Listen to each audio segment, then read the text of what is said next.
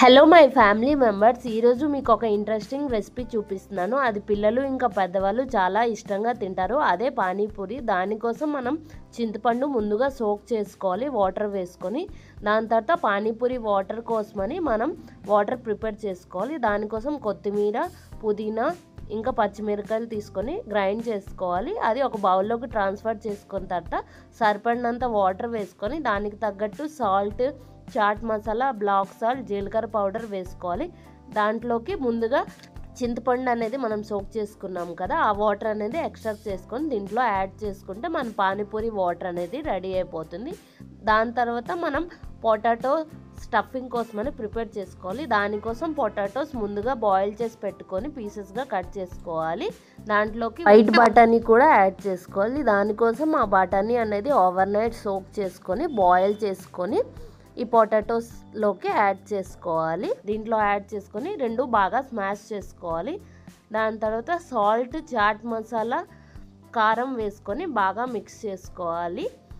అదంతా బాగా మిక్స్ చేసుకున్న తర్వాత మన టేస్ట్ అనేది అడ్జస్ట్ చేసుకోవాలి. ఒకవేళ ఏదైనా సరిపోకపోతే ఇప్పుడే వేసుకొని బాగా మళ్ళీ కలుపుకోవాలి. లాస్ట్లోకి కొత్తిమీర ఇంకా ముందుగా ప్రిపేర్ చేసుకుని పెట్టుకున్న చారు కూడా ఒక హాఫ్ గ్లాస్ యాడ్ చేసుకోవాలి.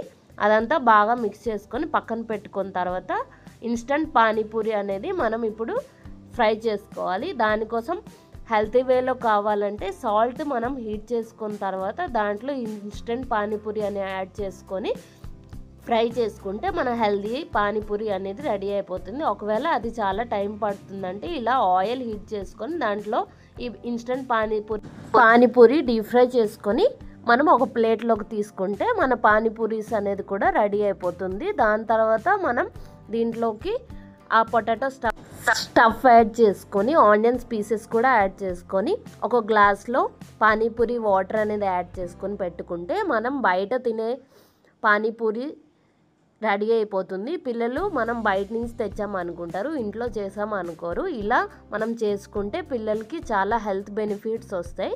పానీపూరి అప్పుడు అన్హెల్దీ అని కూడా ఎవరు అనరు, జంక్ ఫుడ్ అని కూడా ఎవరు అనరు. అప్పుడు పానీపూరి మనకి చాలా హెల్తీగా కూడా రెడీ అయిపోతుంది. ఒకసారి ట్రై చేయండి.